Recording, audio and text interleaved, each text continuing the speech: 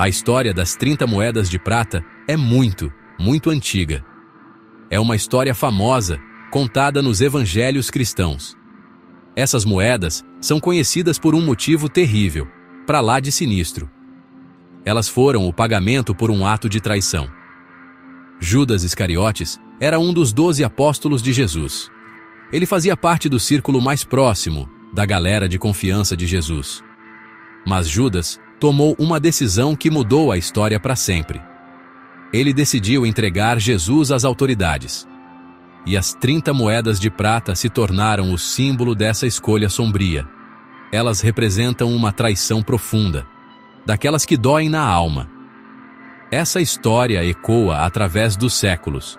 Os chefes dos sacerdotes e os anciãos de Jerusalém queriam prender Jesus. Eles o viam como uma ameaça ao poder deles, sabe? Estavam procurando um jeito de capturá-lo na moita, sem alarde. Não queriam causar um tumulto, um quiprocó no meio do povo. Foi aí que Judas Iscariotes procurou esses líderes religiosos. Ele se ofereceu para dar uma mãozinha e ajudar a encontrar Jesus. Ele sabia onde Jesus costumava ir para orar. Conhecia os cantinhos secretos que Jesus visitava com seus discípulos. Essa informação valia ouro para as autoridades. Judas deu a eles a oportunidade que tanto esperavam, a tal da deixa. A proximidade dele com Jesus tornou sua traição ainda mais chocante, quase inacreditável. Judas então fechou um acordo com os chefes dos sacerdotes. Ele perguntou na lata: "O que vocês me dão se eu entregar ele para vocês?" Eles contaram 30 moedas de prata e entregaram na mão dele. Essa quantia não é qualquer coisa. Alguns estudiosos dizem que era o preço estabelecido por lei para um escravo que tivesse sido ferido mortalmente por um boi. Esse detalhe torna a traição ainda mais humilhante. Sugere que Jesus foi avaliado por um preço baixíssimo, uma verdadeira pechincha. O acordo foi selado. Judas pegou a grana. Ele prometeu levá-los até Jesus na hora H. Esse pacto secreto deu início a uma série de eventos trágicos, um atrás do outro. O momento da traição chegou no jardim do Getsêmani. Jesus estava lá, orando com seus discípulos. Judas apareceu, acompanhado de soldados e oficiais, dos chefes dos sacerdotes. Ele tinha combinado com eles. A pessoa que ele beijasse seria Jesus. Judas se aproximou de Jesus e o cumprimentou com um beijo. Era o sinal. Os soldados, na mesma hora, prenderam Jesus. Os discípulos ficaram confusos, apavorados, e deram no pé. Judas tinha cumprido sua promessa. As 30 moedas de prata eram agora o seu pagamento. Mas a história dessas moedas, e a de Judas, estava longe, bem longe de acabar. A jornada sombria deles estava apenas começando. Depois que Jesus foi preso, as coisas aconteceram num piscar de olhos. Ele foi levado primeiro às autoridades religiosas. Depois, foi entregue nas mãos do governador romano, Pôncio Pilatos. Quando Judas viu que Jesus tinha sido condenado à morte, sentiu um remorso terrível. A realidade do que ele tinha feito o atingiu em cheio. A ficha caiu, e caiu com força. Ele entendeu a consequência pavorosa da sua traição. As 30 moedas de prata, de repente, pareceram um fardo pesadíssimo. Um verdadeiro abacaxi para descascar. O dinheiro não lhe trouxe alegria nenhuma, só uma tristeza profunda e uma culpa que corroía por dentro. Ele se deu conta de que tinha traído um homem inocente. Essa culpa gigantesca começou a consumi-lo por inteiro. Judas não aguentou o peso do que tinha feito. Ele voltou correndo aos chefes dos sacerdotes e aos anciãos. Queria devolver as 30 moedas de prata. Ele gritou: "Eu pequei porque traí sangue inocente." Ele esperava, talvez, que devolver o dinheiro pudesse, de alguma forma, apagar a mancha do seu ato terrível. Ele jogou as moedas de prata no chão do templo. Queria desesperadamente se livrar daquela marca, daquela sujeira da traição. As moedas que antes ele tanto quis, agora eram fonte de puro tormento. Ele não suportava mais tê-las em seu poder. Os chefes dos sacerdotes e os anciãos, no entanto, não mostraram um pingo de compaixão. Foram frios como pedra de gelo. Quando Judas tentou devolver o dinheiro, eles se recusaram. Disseram a ele, na maior tranquilidade: "O que a gente tem a ver com isso? O problema é seu." Eles não queriam aquele dinheiro de volta no tesouro do templo.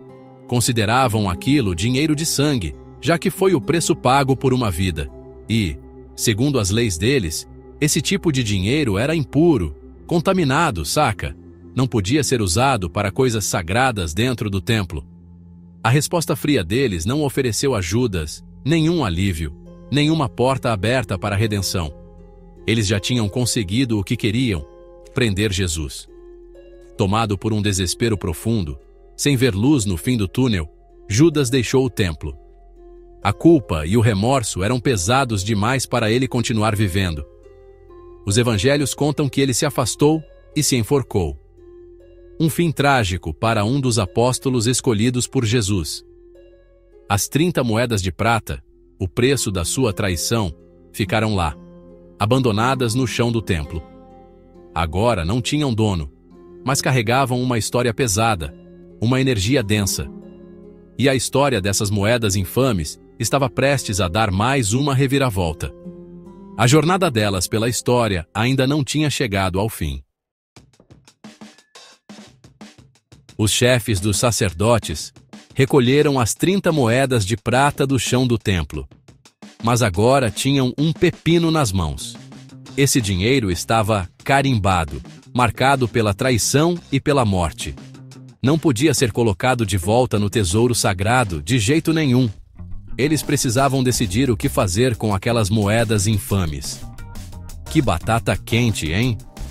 Começaram a conversar entre si, a bater cabeça para encontrar uma solução que fosse aceitável. A decisão deles tinha que estar alinhada com as leis religiosas. Aquele dinheiro era uma lembrança constante dos eventos sombrios que tinham acabado de acontecer. Eles buscavam um jeito de se livrar dele de forma apropriada. Aquilo não era mais dinheiro comum, tinha virado outra coisa. Depois de muita conversa e deliberação, os sacerdotes chegaram a uma decisão. Usaram as 30 moedas de prata para comprar um terreno específico. Esse terreno era conhecido como o Campo do Oleiro. O campo seria usado como cemitério, mas não um cemitério qualquer. Era especificamente para enterrar estrangeiros, forasteiros ou gente muito pobre. Aquelas pessoas que morriam em Jerusalém sem família ou grana para um enterro decente. Gente sem eira nem beira. Olhando assim por cima, até parecia um ato de caridade. Uma boa ação, né? Só que não. Fornecia um serviço necessário para os excluídos da cidade. No entanto, a origem daquele dinheiro lançava uma sombra bem sinistra sobre toda essa história. O Campo do Oleiro logo ganhou um nome novo e bem mais assustador. Ficou conhecido como Aceldama. Em aramaico, a língua que o pessoal falava por lá na época, Aceldama significa campo de sangue. Esse nome era uma referência direta e de arrepiar à forma como o campo foi comprado. Foi adquirido com o dinheiro que Judas recebeu por entregar Jesus. O nome virou um lembrete permanente daqueles acontecimentos trágicos. A própria terra ficou conectada para sempre ao ato de traição e ao derramamento de sangue inocente. Era um lugar marcado pela tristeza, com uma energia bem pesada. As 30 moedas de prata foram assim, gastas. Foram trocadas por aquele pedaço de chão. Dizem por aí que uma maldição acompanhava essas moedas. Uma zica braba. Qualquer coisa comprada com esse dinheiro de sangue carregaria sua mancha, sua energia negativa. O campo de sangue, um lugar de sepultamento para os desconhecidos, parecia ser a própria encarnação dessa maldição.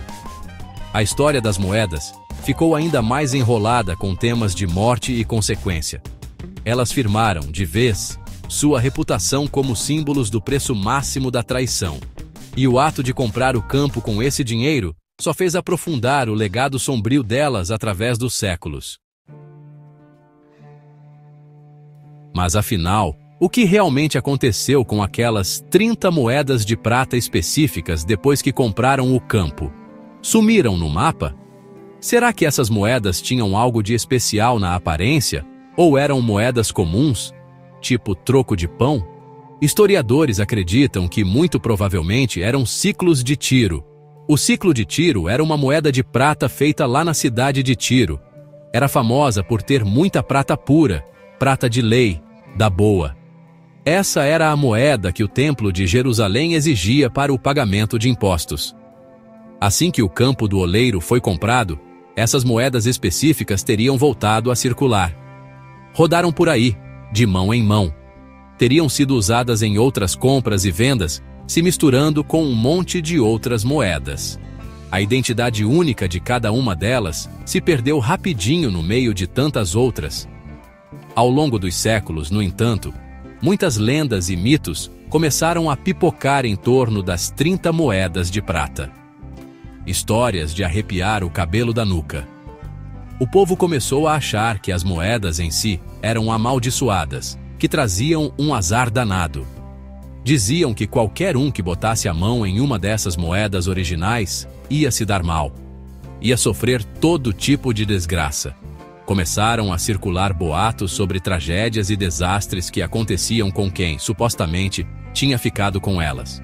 Esses contos adicionaram ainda mais camadas de mistério e pavor às moedas. Elas deixaram de ser simples artefatos históricos e viraram objetos de poder sombrio, de mau agouro. As moedas viraram mais que dinheiro, se tornaram símbolos poderosos do mal e da traição na boca do povo. Inúmeras teorias surgiram sobre o que teria acontecido com essas moedas tão faladas. Para onde foram parar, afinal? Gap 2. Será que sociedades secretas ou grupos de ocultismo passaram anos caçando essas moedas? Será que foram procuradas como relíquias poderosas e sombrias? Talvez para serem usadas em algum ritual macabro? Coisa de filme de terror. Algumas histórias sugerem que as moedas foram todas juntadas e escondidas em algum lugar secreto. Talvez tenham sido reunidas por gente que entendia o peso simbólico que elas carregavam. Ou quem sabe, guardadas por aqueles que queriam proteger o mundo da sua suposta maldição. Ou, de um jeito bem mais sem graça, podem ter sido simplesmente derretidas, ou sumido no meio de tantas trocas e comércios ao longo da história, como acontece com a maioria das moedas antigas. Viraram pó, sumiram no tempo. A pergunta que não quer calar permanece. Alguma dessas 30 moedas de prata originais ainda existe por aí hoje em dia? E aí, será? É quase impossível saber com certeza. Identificar uma moeda antiga qualquer como sendo uma das 30 seria uma tarefa extraordinária. Uma missão impossível, praticamente. Mesmo assim, a história continua a fascinar a imaginação das pessoas.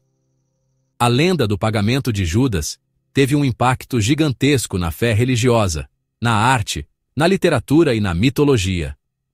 As 30 moedas de prata continuam firmes como um dos símbolos mais poderosos da história. Elas representam o custo devastador da traição, o peso esmagador da culpa e o preço final pago por uma vida. Se essas moedas realmente existem ou não, o fato é que o mistério continua vivo há mais de 2000 anos. E talvez seja justamente esse o poder delas, nos fazer questionar o limite entre a história, a fé e as lendas que atravessam os séculos. Se você curte esses mistérios que desafiam o tempo e mexem com o imaginário, já deixa o like, compartilha com alguém que ama a história e se inscreve no canal para não perder os próximos enigmas do passado. Porque aqui, cada detalhe pode esconder um segredo milenar. Te vejo no próximo vídeo.